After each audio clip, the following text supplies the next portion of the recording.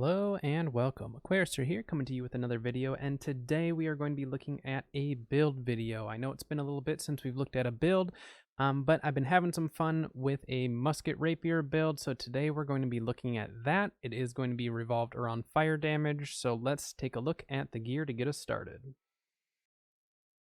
Alright, so taking a look at the gear, we'll start with the armor here. For all my armor, I am running Resilient and a bit of Physical Aversion on some of the pieces. So those are the two perks that I kind of aimed for. I didn't get Physical Aversion on everything, but I did try to get Resilient on all my pieces, just to kind of, for those musket versus musket or bow versus musket types of situations. You're just taking a little bit less crit damage, which I know some of those bows and muskets can hit pretty hard with the critical hits. This hat I did find with the critical retribution, which I don't, I wouldn't necessarily say that is a go-to perk, but it has been working for me. The nice thing is, like, let's say I take damage from a bow or a musket and they hit me with a critical shot.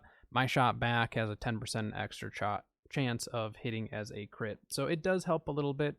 And then again, physical aversion to resilient. And all of my pieces of armor do have rune glass cases of igniting in them. So each individual piece of armor that I'm wearing actually increases my fire damage by 2% per piece of armor. So when you have 5 pieces, that's a 10% buff just to your fire damage specifically. So it's really, really nice to have that for the build. Let's look at the chest piece. For the chest piece, we got Freedom, Resilient, Empowering Shooter Stance. With the changes to Empowering Shooter Stance, some people I think haven't liked it. I really like it. I think getting that extra damage buff per shot is really, really nice. I do think it does make a difference by that last shot you're firing for quite a bit. So pretty cool. Gloves, these are just some int gloves that I had crafted. Physical Aversion, Resilient, Invigorated. The Invigorated is nice, does get rid of the Weakened, Disease, Exhaust, and Rend. I don't run too much Invigorated in general, but I am running some on this build. The pants, we got Shirking Energy, Resilient, and Crippling Powder Burn. Crippling Powder Burn, very, very important for the musket build that I'm running. I do like it. It does apply the slow, and then also with the musket build itself, we do more damage against someone who is slowed like that. And then we are running the Emerald in order to get more thrust damage absorption. For our boots, we're rocking just Invigorated, Resilient, Physical Aversion. I happen to have these boots. Again, I probably wouldn't run Invigorated. I might run like a Vigor or something like that for my boots. Just kind of depends. But for now, this is what I've got, and it's been working just fine for me. So that is the armor that I'm rocking right now. Really only a couple of actual weapon perks on there. The rest is going to be more revolved around kind of survivability. So in some of the musket versus muskets, hopefully, like, I just have a little bit more resistance and stuff, where if we're both landing all the shots, kind of comes on to whoever has, like, it's build versus build. If you land every single shot against someone else and they're landing all against you, it's just kind of a matter of who's going to get it first. Oftentimes with muskets, I feel like we both end up dying to the tick damage anyways. So it is what it is. But I do like a little bit more survivability with some of these perks that I've got. For jewelry, I am wearing the tier of Aset, which is one that you can go out and farm. I'll have to double check and see. I'll put where you can actually farm it in the comments, so you see below. I will put it down there so everyone can kind of see where they can go and farm this. Really, really good dex amulet, though. Really, really fantastic with Divine Health, Refreshing Evasion. And then we have the Emerald in there as well for more thrust damage protection.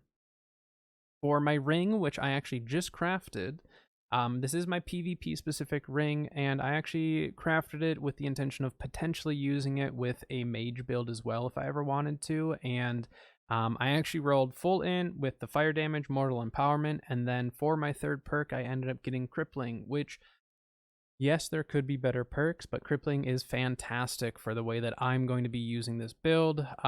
With the slow crippling powder burn, it's really nice for that. And then also for like a mage build, for any of your ice gauntlet abilities, any of those slows you're applying are going to last 30% longer as well. So it is a really, really nice perk to have for the builds that I'm using it with. And lastly, for our earring, we got this Garden's earring. So from Garden of Genesis, we were running mutated and stuff, and I ended up pulling this, which ended up having Refreshing Evasion, Nimble, and Purifying Toast. I love Purifying Toast. I think it's a fantastic perk. You're able to remove a debuff. You know, it's only one at a time, but still being able to remove a debuff is really, really nice. So having the Purifying Toast, I do highly recommend. For our weapons, let's look at the musket first. So for the musket, I have a Flame Attunement, Keenly Jagged, Vorpal musket. The only thing that I would switch with this musket is replacing the Vorpal with Enchanted. And the only reason for that is because Enchanted is going to allow you to get extra damage, whether it's a body shot or a headshot. But with like a Vorpal, now my headshots with a Vorpal are going to hit a bit harder than if I were to have Enchanted. So that's why I'm still using this musket. I crafted this a while back and was on the fence if I want to keep it or keep rolling for the Enchanted. But the fact that the Enchanted is going to be a little bit harder to get, I've just been using this. It's been working great. The headshots slap pretty hard, so I've been happy with it. I am running the augmented ignited gem in there, so it has the fire damage, 40% fire damage, and then we also get the extra burn, so our tick damage is quite high. For like the first 2 ticks, if we get a critical hit with the Keenly Jagged and a powder burn, and we get the augmented ignited on there, that's 3 separate dots that will tick at least 2 times, with the Keenly Jagged and the burn from the powder burn lasting longer. So it's a lot of just like, it's a lot of burst damage and then a lot of tick damage after it. So it's definitely one that gets people scrambling. If that powder burn hits someone, it's a scramble to all of a sudden try to get rid of those debuffs and heal up and dodge. And I mean, I've been there. I've been shot at by something like that, and it's not fun. But this musket has been great. Like I said, the only thing I would change is Vorpal to Enchanted. I really like the Keenly Jagged though with it. For our rapier, I am running this rapier that I crafted. We got Flame Attunement, Enchanted, and Keen with full int, because again, I might be using this with like a fire staff or something down the road. You never know. So I wanted it to be able to transfer across different builds, and I felt as though int allowed me to do that with the way that I would be using this. And since it has the Flame Attunement, I'm most likely going to be using this with an int build anyways, or some form of a build with intelligent. So those are my weapons, my armor, my jewelry. I do run the Cannon Blast Heart Rune because it is a heart rune that you can use from a distance. You don't need to be close. You don't need to really do anything but just point and shoot. And it is really fun to use, to be honest. I did go for the Penetrating Blast, so like an OPR, you can just send a Cannon Blast straight through the point. It's pretty fun, pretty fun, pretty cool, and it's another dot that you can apply to someone. So that is the gear that I am currently running, though. It took me a long time to piece everything together. I had a lot of stuff crafted. I would buy stuff if I had to. I literally just made my ring yesterday, so I'm really happy with this build. I'm not a musket main, but I do enjoy musket from time to time in OPR, especially occasionally open world, but primarily OPR. And so it's nice to have a build that I can just throw on and know that I'm good to go. All it comes down to is me having to aim. It's not the build. If I don't get people, it's not the build, it's me at this point. So that's just kind of how musket is, though. You still got to land those shots to make the builds work. But next, let's go take a look at the attributes and kind of how I have that laid out. For my attributes, what I try to go for is 50 con, because I do like having the health consumables 20% stronger. That does make a pretty big difference for like your health pots and stuff. So I do recommend at least 50 con. I don't ever really go above 50 with a musket. There's just really no need to, because if I'm using that much HP, typically it's because my positioning is bad, or maybe we're getting rolled or something. I don't know, but usually anything above 50 con, and I just don't really find any use for it. For intelligence, though, we do for sure want to hit 150, so we can get this 15% elemental damage buff. So all of that fire damage buff that I have from my ring, from the rune glass, all of that powder, all of that stuff is buffed by 15% if I can just hit 150 intelligence. So the 150 intelligence for this particular build is very, very, very important because we buff literally all of our damage that we're outputting is buffed by that. Outside of like the thrust damage, obviously, but all of our elemental, which is coming with just about every attack that we give, is going to be increased by 15%. So very, very good to have that. And then I just dump the rest into dex. Now for my dex, I get up to 269 currently. The nice thing is for like OPRs, that actually allows me to use a 33 dex food and it'll get me right over 300 dex. So I use a 33 dex food just because, for one, they're a bit cheaper, a little bit easier to get, and you could actually get them from the event. So they are available. Or they were available, but there should be a decent amount on the market, I would assume. Otherwise, there are some other food options that you can go with that might split between like dex and int or something like that. But this is the attribute layout. This is what I've really been liking. It seems to work really well. Gets us the damage output, and the 50 con allows us to have just a tiny bit extra survivability with the pots being a little bit stronger. But next, let's actually take a look at the musket and rapier builds and see what I'm running.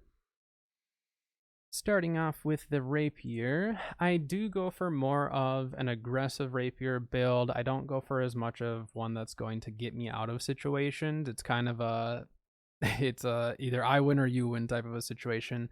That's just kind of how I like to play rapier. Now, it may not be the smartest thing to always be sitting and fighting. Sometimes it is going to be best to be taking, like some of these other abilities, repose, anything like that to increase some of that survivability. But for me, that's just not how I like to play. So definitely for rapier, figure out what you like. If you want to use it as more of an escape option, you will want to do a bit different of a build than what I'm doing. But if you are wanting to go more aggressive, this build's been working really well for me. It allows me to apply the tondos, the flourish and finish, and then the evade gives me a little bit of survivability to dodge through some attacks, gives you an extra dodge, and then can also increase that damage output for a short period of time as well. And you can get the cooldown back pretty quick using light attacks. So this build I have been enjoying. I haven't really changed it much, but again, if you want more survivability, I would definitely go more on the right tree as opposed to the left. There are some other good builds out there for more survivability and escape. This one is not it. So again, more aggressive rapier build as opposed to more survivability is what I'm currently running. Let's take a look at the musket next though. Let's see. So we're going to go through the musket a little bit slower here. There have been some changes to musket and stuff, but in general, the way that I have it running, I really have been happy with it. So let's start with the sharpshooter side. We have the called shot, so increase musket damage by 5% after aiming down sights for more than 3 seconds. So sometimes what I'll do is I'll sit there and go 1, 2, 3, and you'll actually see the empowerment like be given to you, and then I'll try to land that powder burn. So I'll try to aim down sights, get the 3 seconds, and then boom, shoot them. Sometimes you don't have that time, but if you do, it does help. It's an extra little bit of damage. The next passive perk we have is Empowering Headshot. So after a headshot, we gain a 10% empowerment. So literally, if you land a headshot with that powder burn, that second shot is going to do a lot more damage just because you get that 10% extra bonus. Plus, if you aim down sight for 3 seconds, you also get that as well. Next perk or passive perk, reduce fall off damage from standard musket shots on target more than 50 meters away by 50%.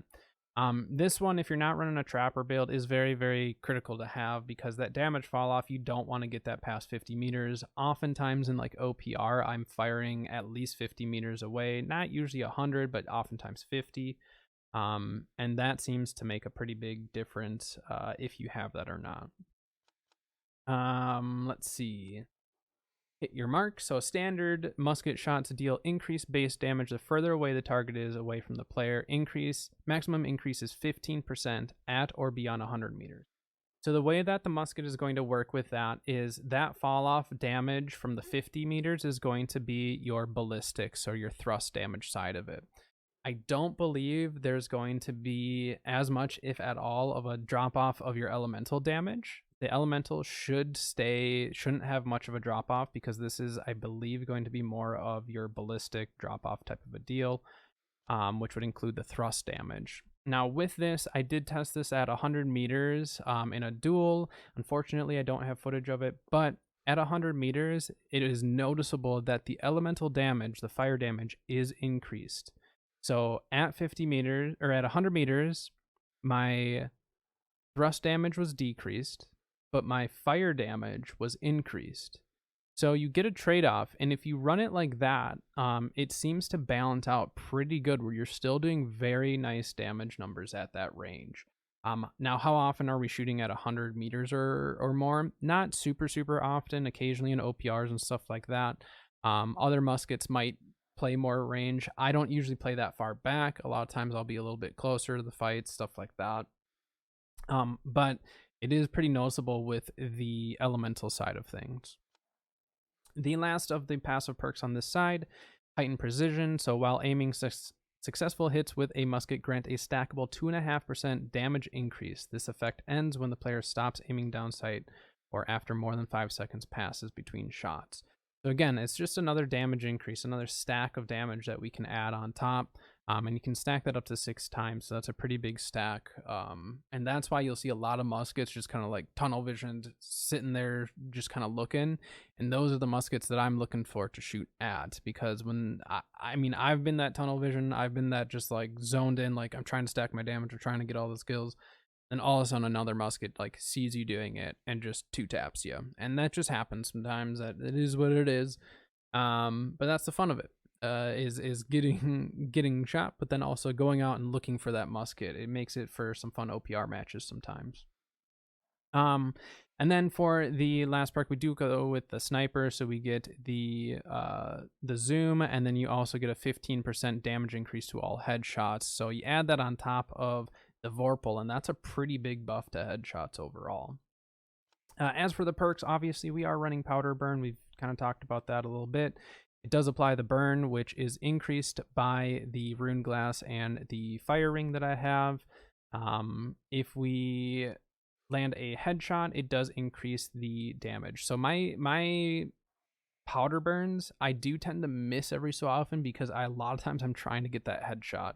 Now I probably I shouldn't worry about that probably as much, but if I do land the headshot, it is kind of nice to get that.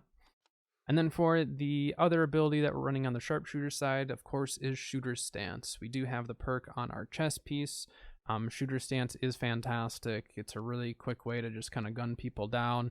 You still have to be able to aim and shoot, but if you can hit them, it does a lot of damage. And with the damage stacks from Empowering Shooter Stance, it is fantastic.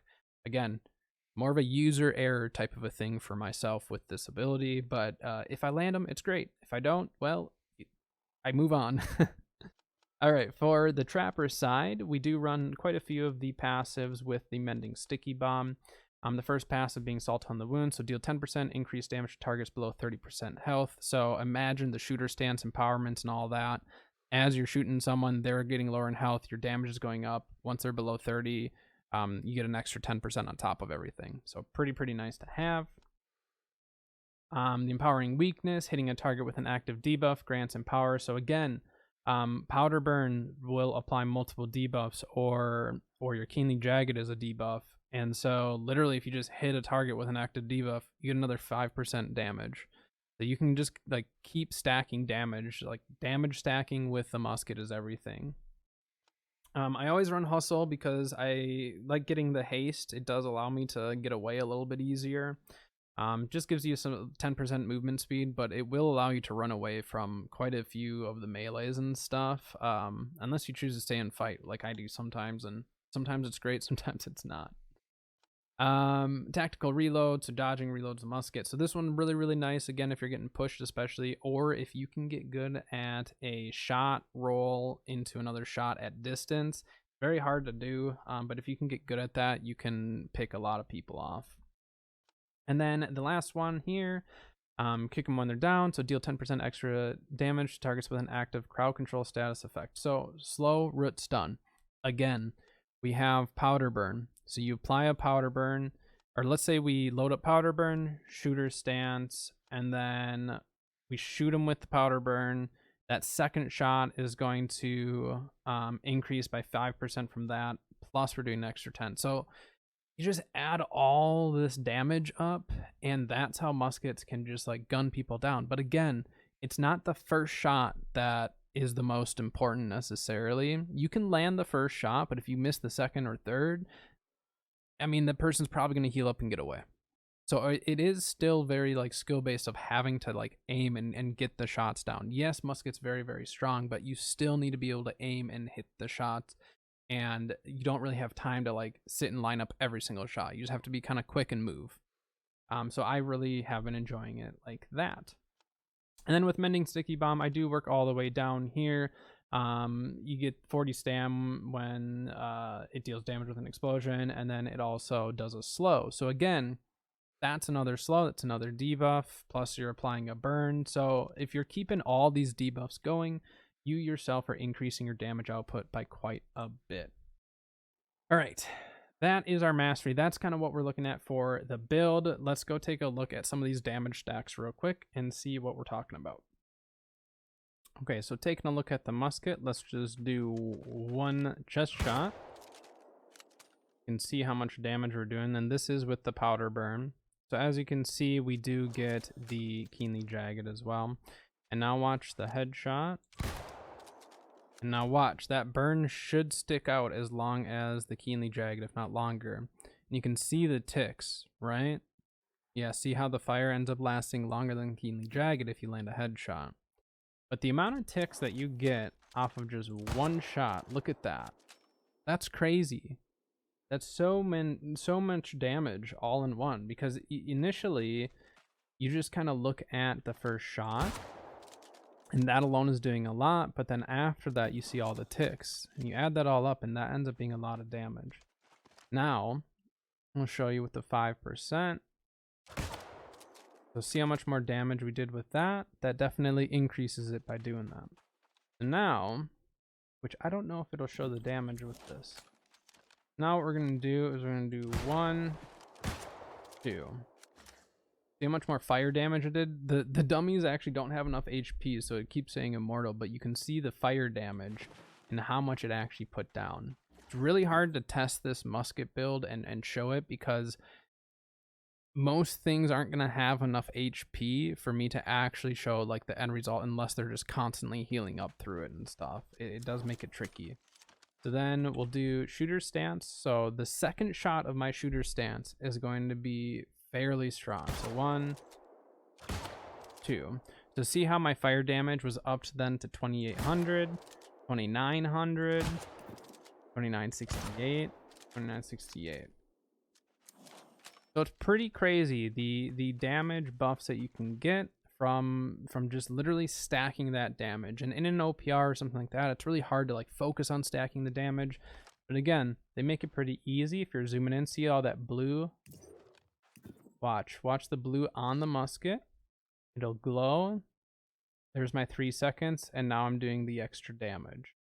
When I put it away, when I stop aiming and go back, I have to reset that. That's one where a lot of times I'll just kind of sit here and then get the pop off, because now watch when I do it without it. So it's, I mean, we're doing very, very good damage regardless. The weird thing is it ended up stacking the damage even more on that, which is odd. It's almost as if it was counting. There we go. So see how that one did 3k. So if we can land 2 shots, let's see if we can get our cooldown back really quick.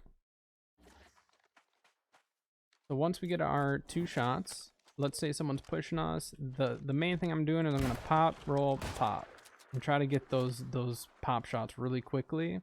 If they're still pushing me, you can use your rapier to get away. And the other thing too that a lot of people don't necessarily always think about is with your rapier, you do have your flourish and finish. And obviously flourish and finish, you can go like that and, you know, do the whole deal, get your light attacks in. Let me get my cooldowns back. But another way that I've been liking to use flourish and finish is actually as an escape. So what I mean by that is if this is the enemy your flourish is going to push them back, and your finish allows you to dive, right? So if you flourish and finish backwards, you've now pushed them away, and you've gotten yourself back further. So there's definitely some ways you can utilize flourish and finish as almost like I don't want to call it an escape, but it does allow you to get out of some situations.